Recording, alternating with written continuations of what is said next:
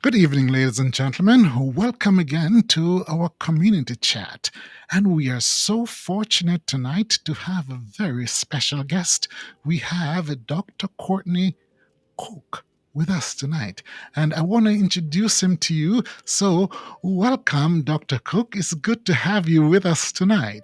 And it's good to be here, Dr. E. Thank you very much for inviting me. It's a pleasure. It is indeed a pleasure to have someone of your caliber on our program tonight. Well, let's find out who you are. So tell us a little bit about yourself. I am a radiation oncologist, which means that my specialty is treating various types of cancers with radiation. One of the cancers that I treat is prostate cancer. Mhm. I'm board certified in radiation oncology, and I've been practicing now for 27 years. Mm. I really enjoy what I do. I work in Elgin, primarily at Sherman Hospital, where I serve as the medical director of the cancer center. Okay. Elgin is in Illinois, correct? Elgin, Illinois. So just near Barrington. People may know Okay. Barrington. They may know Schaumburg. It's just off the highway. Okay, so you're in Chicagoland, so to speak. I am. I am. We have people all over the world listening Yes. to us today. So we're from Jamaica, from France, from Europe, wherever they are, and I'm certain that we'll have this on YouTube as well. Uh-huh. So welcome to our YouTube listeners, so that they can hear what we're talking about today. Yes, Well, I'm in balmy Chicago. I believe it's what, about 7 degrees outside. So those yes, it's eight. I'm looking at temperature now. It's 8 degrees. so those of you that are in Jamaica or someplace warm, we're very envious. Well, this morning it was -10 in my at my location here. So it's Mhm. I'm wondering what the dickens I'm doing here. Yeah. Well, so tonight you are here to talk about cancer, in particular prostate cancer. And you said that you are a board certified oncologist. Now, what does it take to become an oncologist? And what is oncology, in fact? Oncology is the study and the treatment of cancer. Mhm. Um, Cancer, as we know, is can occur in pretty much any part of your body, and it's an abnormal growth of cells that then begin to invade a space that they should not invade. They form a mass. That mass can be called a tumor, it can be called a growth. It has many different names.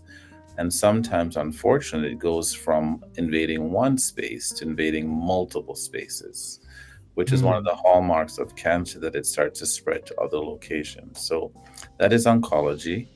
Um, to become a radiation oncologist, it requires that you go through the typical college, and then you would apply to medical school for 4 years. Then Mhm. there's specialty that is then required after medical school.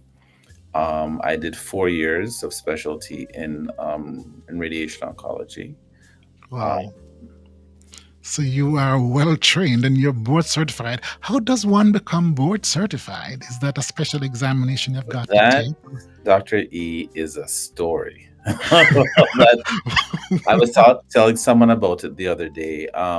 Well, it require you have to go before the American Board of Radiology, Hmm. and it is a two-part process. There's a written exam, which is divided into three sections over 2 days. And separate from that, Dr. E, there's an oral exam. So you have to go before a board of 10 different people and be examined in each of the different areas of of oncology. So Wow. you go from room to room to room, and you spend half an hour with them, and they can ask you anything. So the different areas are the GU, which is prostate, bladder, Hmm. there's breast, there's lung, all the different areas. So as you can imagine, and that happens over the course of a morning, Hmm. that's quite stressful, right? Yes, I can imagine. And you have to pass both the oral part of it that I just described and the written part of it to gain your board certification. In addition, every 10 years you have to recertify, not to go through what I just did, but you have to take an exam every 10 years just to make sure you're keeping up with things, right? You're still fresh, and So you're you have still got to do continuing education type of got thing. medical education. You have to take an exam to make sure Hmm. that you know the latest information. Well, that's interesting. And it's Mm. so good to have you joining me this evening. And we want to talk a little bit about prostate cancer. I know we have breast cancer, you have you have cancer of the blood, you have cancer of the skin, etc.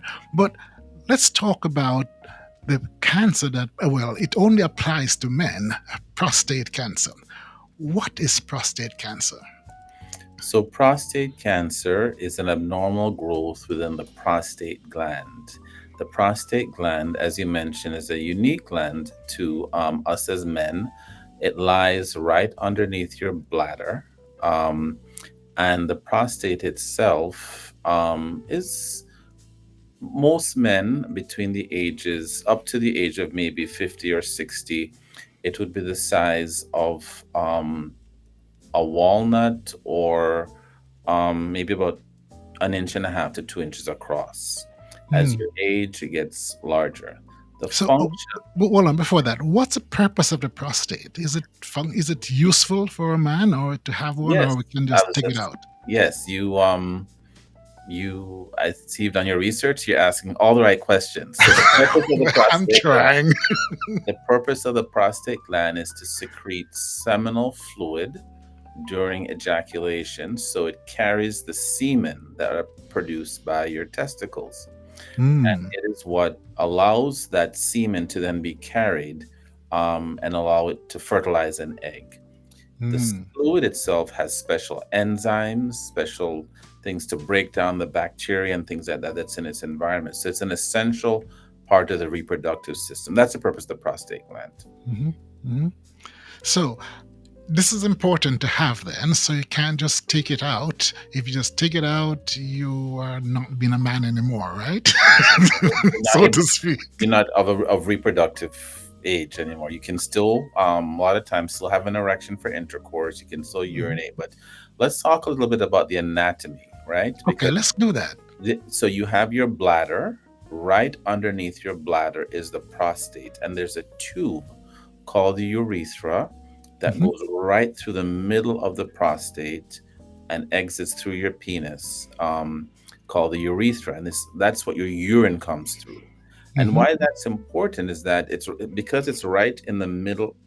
The urethra goes right through the middle of the prostate. You can imagine if your prostate swells, it's going to clamp off the urethra and Urine. prevent your urine from leaving your bladder. That's why men that have enlarged prostates will have difficulty urinating.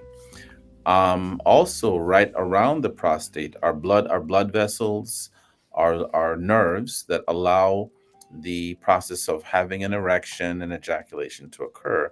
And that's why when they have surgery to remove the prostate and any of those nerves or blood vessels are cut, sometimes there's some difficulty there. Okay. Ladies listening this evening, please do not turn off. This is very important. It's not necessarily affecting you, but it does affect your sons and your husbands and your loved ones. So please watch out for this because prostate cancer is classified as a silent killer. And sometimes you ladies are important to help us detect what is happening. All right? Now, They're a very important part of the team, Dr. E, because they're the ones that will, with their, as you said, their sons, their brothers, their husbands, who are hesitant to have their blood drawn or hesitant to look into it, will nudge them to do so. because So as that, we know, yeah, most men don't like going to doctors, no, right? they like to go to doctors. They like to take care of themselves. But the women that are listening, thank you for listening. You're an essential part of the team.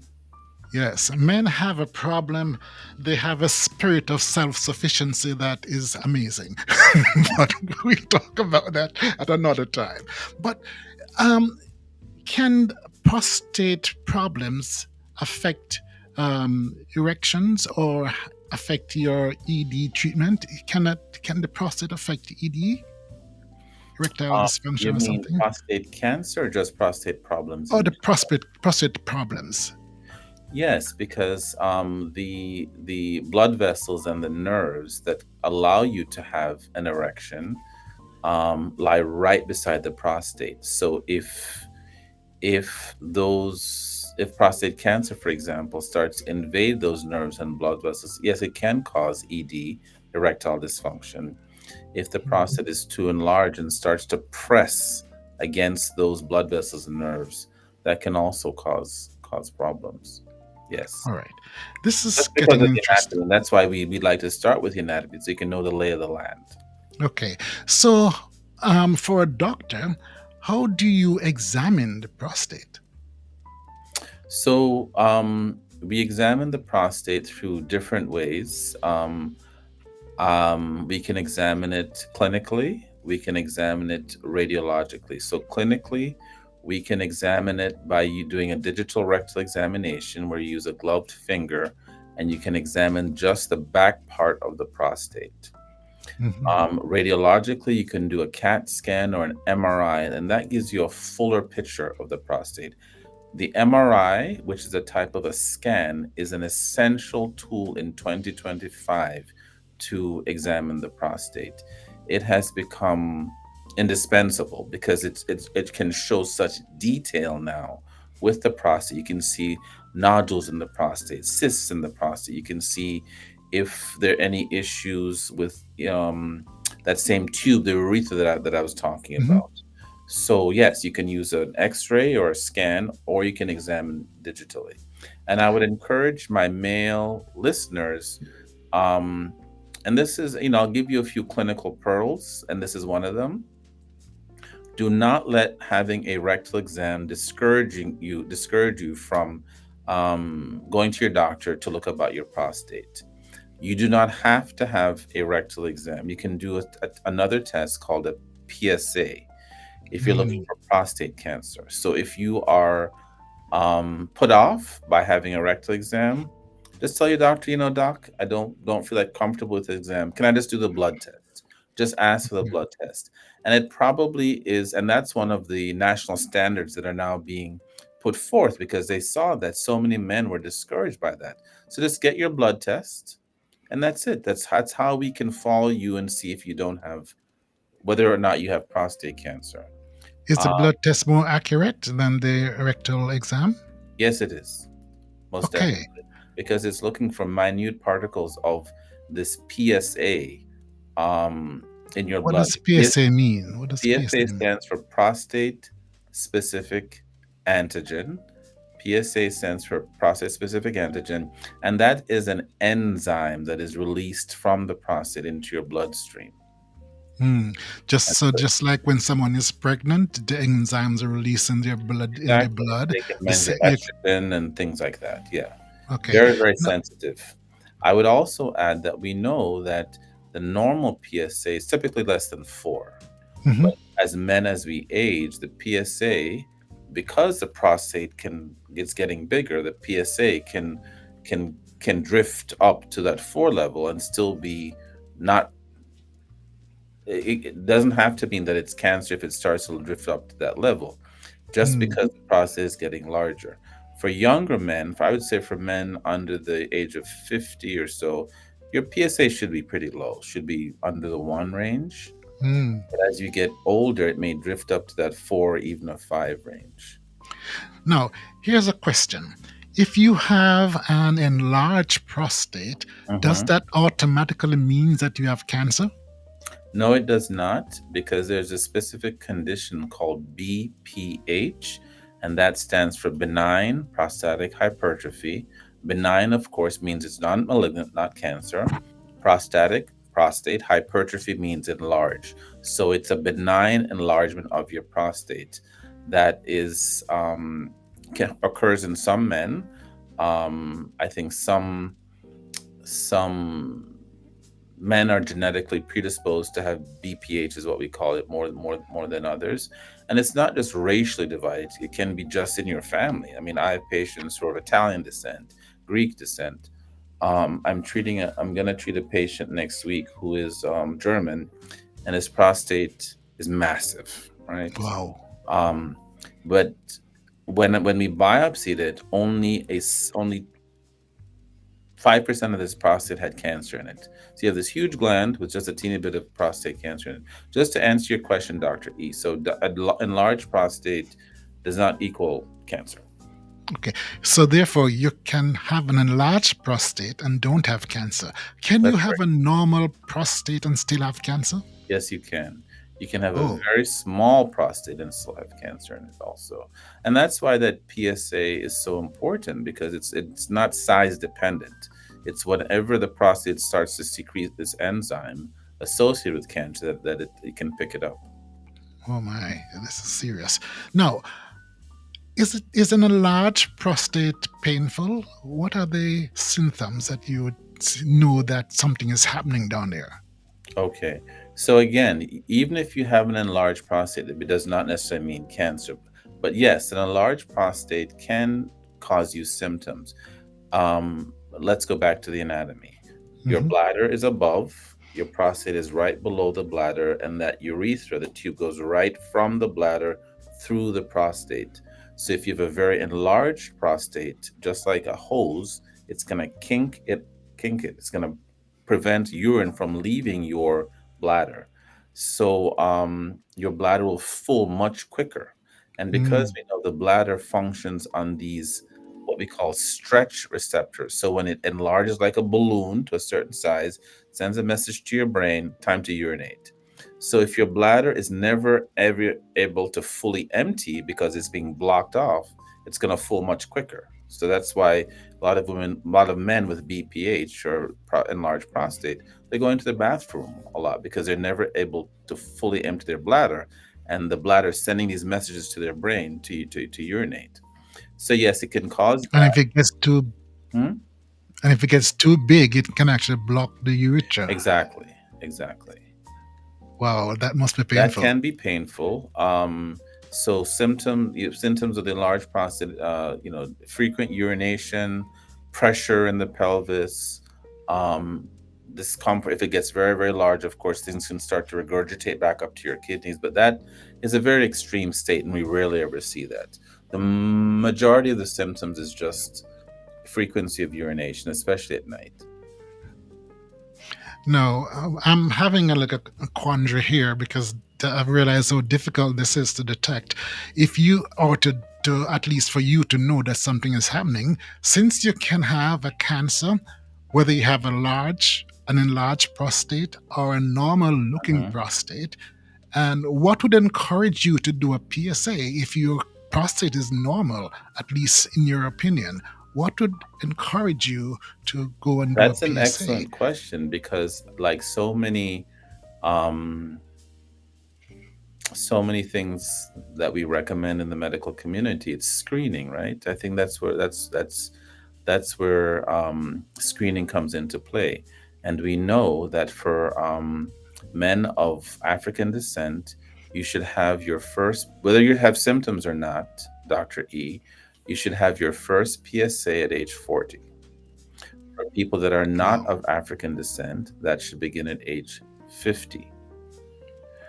Um, What's so special about because us? we Why have a we have to start so 1.6 early? times more likelihood of developing prostate cancer for reasons that are yet unknown and that are undergoing very significant amount of research. Um, Hmm. So we are we're special. very special. We're special in so many ways. Yeah. Well, guys, listen to me. If you're above 40 and you have not have a PSA as yet, please go get one as soon as possible. Ladies, encourage your guys to get a PSA tomorrow if they haven't had Yes. one yet, once they've passed 40. Especially if you have other family members that have had prostate cancer, have had issues with the prostate, because that is a risk factor for prostate cancer. So if you hear your family members saying, cancer is running in my family, or your uncle has prostate cancer, father, that is definitely a sign that you should be getting your PSA sooner rather than later. And if you go to the doctor and the doctor wants to do a digital rectal examination and you don't feel comfortable with it, tell the doctor you don't feel comfortable with it, that all you want to have done is just your PSA. and those are national standards that should be followed. In addition, Okay, so you can determine your treatment. You determine it's what you not want the doctor to do. you determine the diagnosis, the means of diagnosis. So you're not Hmm. um, don't yeah you're not being discouraged by the invasiveness of the rectal examination. Eventually, if you are diagnosed with prostate cancer, you will have to have that DRE, or digital rectal examination, but it doesn't have to be done initially.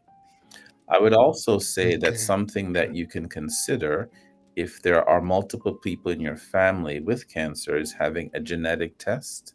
So that is to see if this cancer does run in your family, and your primary care physician can also help you to do that, to see if there is a risk of you developing the cancer, a risk of other family members developing the cancer.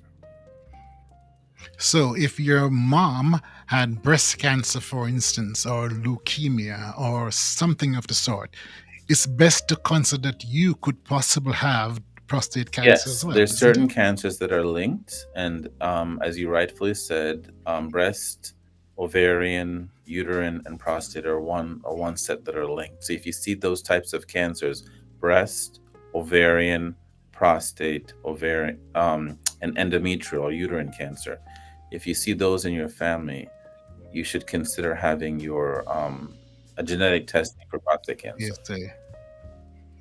Okay, that's interesting, guys. Now, having discovered that you have cancer, what's the survivability of that? What's the mortality rate for cancers of this sort? So,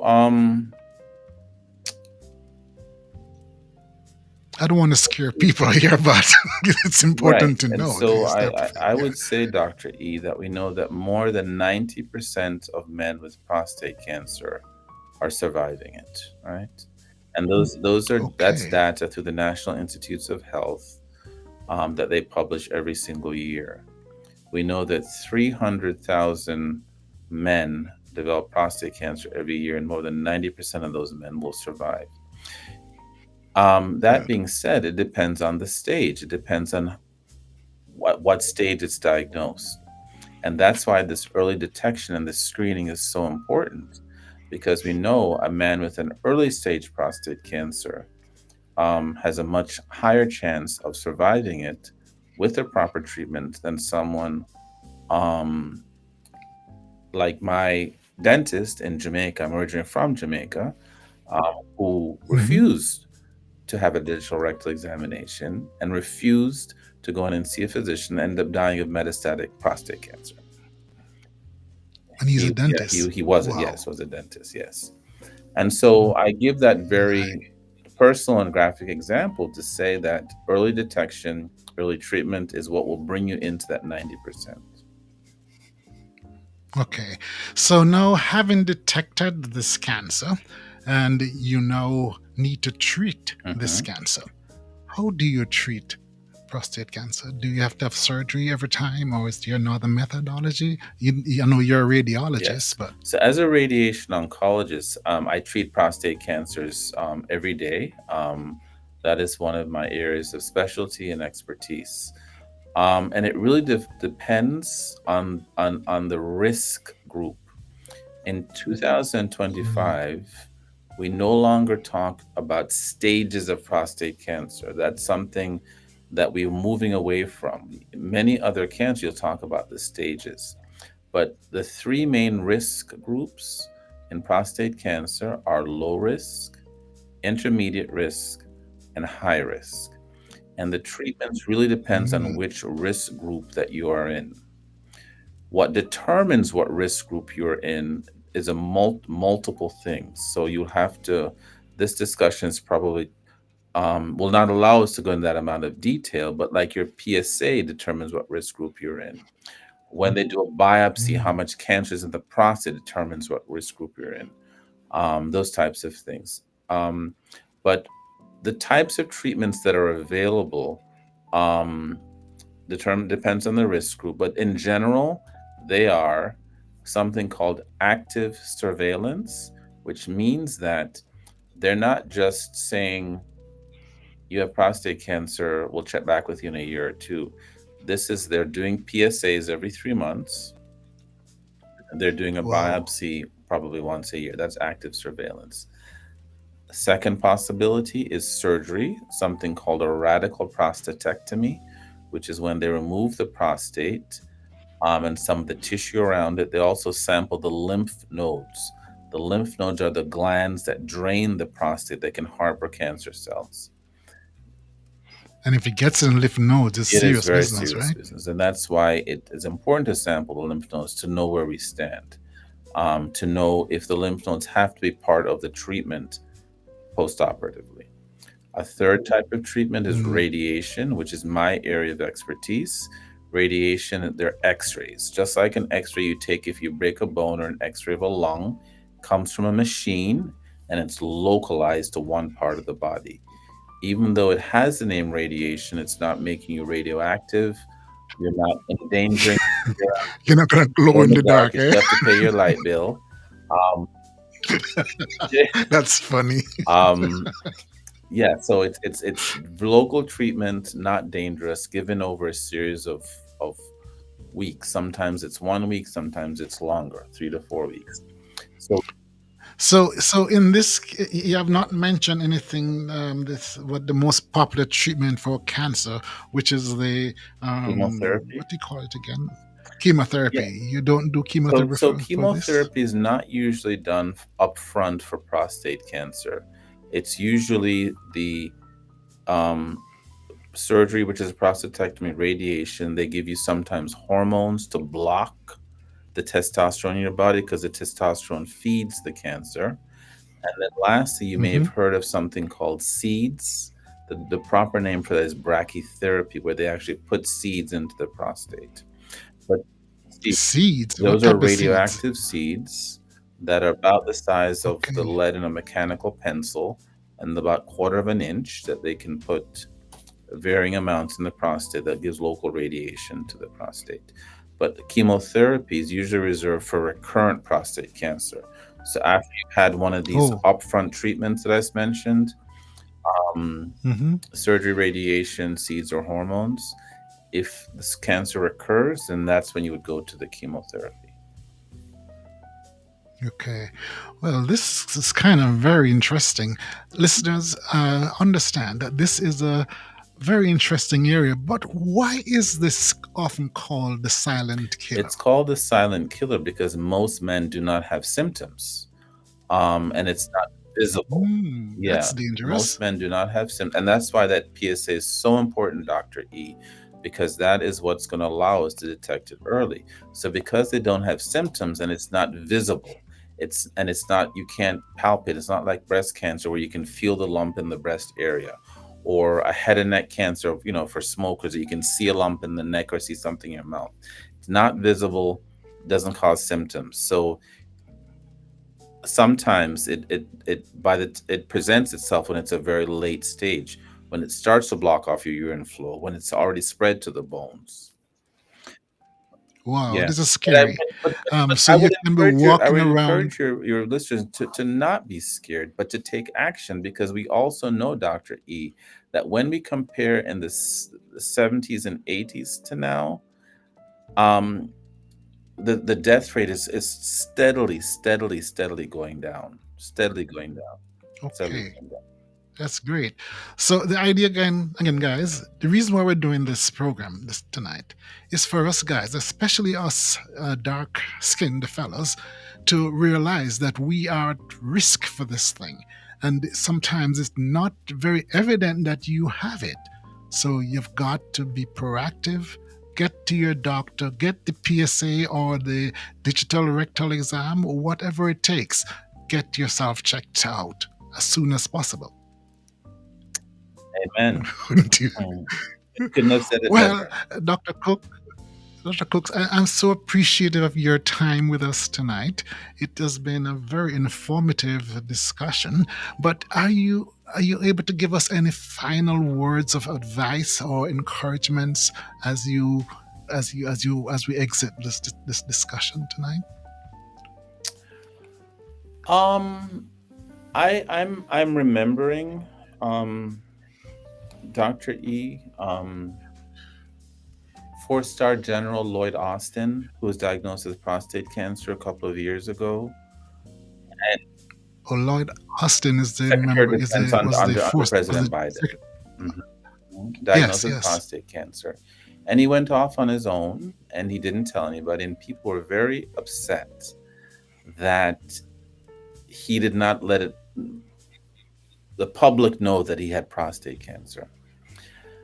And I think his response to his diagnosis is very um, interesting and important because we see a black man in a very prominent position who was raised in the South, who knows the history of how black people, how black bodies have been treated.